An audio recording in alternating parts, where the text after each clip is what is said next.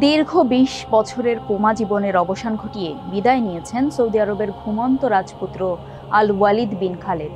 লন্ডনে ২০০৫ সালে এক মারাত্মক সড়ক দুর্ঘটনায় মাথায় গুরুতর আঘাত পান এই রাজপুত্র। মস্তিষ্কে অভ্যন্তরীণ রক্তক্ষরণ হওয়ায় সম্পূর্ণ কোমায় চলে যান তিনি। এরপর কেটে যায় দীর্ঘ ২০ বছর।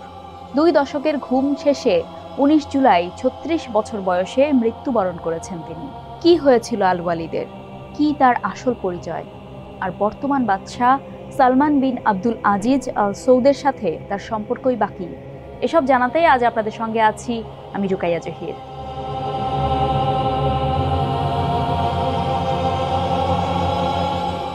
এই দীর্ঘ সময়ে রাজপুত্র আল ওয়ালিদ পরিচিতি পান দ্য স্লিপিং প্রিন্স নামে। সড়ক দুর্ঘটনাটি যখন ঘটে অর্থাৎ ২০০৫ সালে তিনি লন্ডনে সামরিক কলেজের শিক্ষার্থী ছিলেন।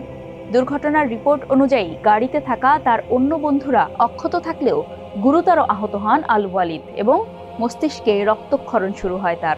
উন্নত চিকিৎসার সুবিধার্থে লন্ডন থেকে রিয়াদের কিং আব্দুল আজিজ মেডিকেল সিটিতে স্থানান্তর করা হয় তাকে।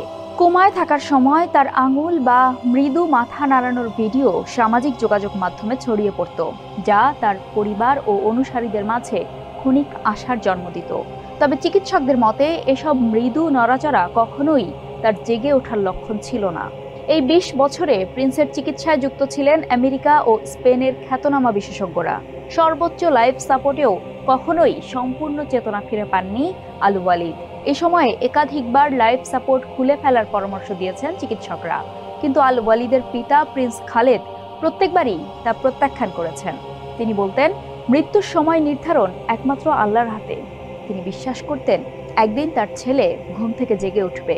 তিনি বলেন, আল্লাহ যদি চাইতেন ওই দুর্ঘটনাতেই তার মৃত্যু হতো, আর তাহলে সে এখন কবরে থাকতো। আল ওয়ালিদের মাতাও ছেলের লাইফ সাপোর্ট খুলে ফেলার পক্ষে ছিলেন না।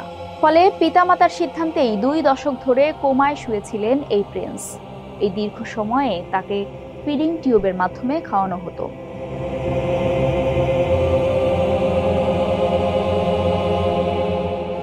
আল ওয়ালিদ বিন খালেদ বিন তালাল সৌদি রাজপরিবারের একজন গুরুত্বপূর্ণ সদস্য।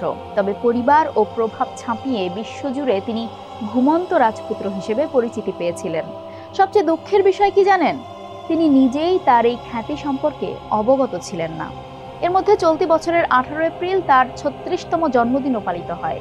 ১৯৯০ সালের এপ্রিল মাসে জন্মগ্রহণকারী রাজপুত্র আল ওয়ালিদ ছিলেন প্রিন্স খালেদ বিন তালাল আল সৌদের জ্যেষ্ঠ পুত্র এবং ধনকুবের ব্যবসায়ী প্রিন্স আল ওয়ালিদ বিন তালালের ভ্রাতুষ্পুত্র।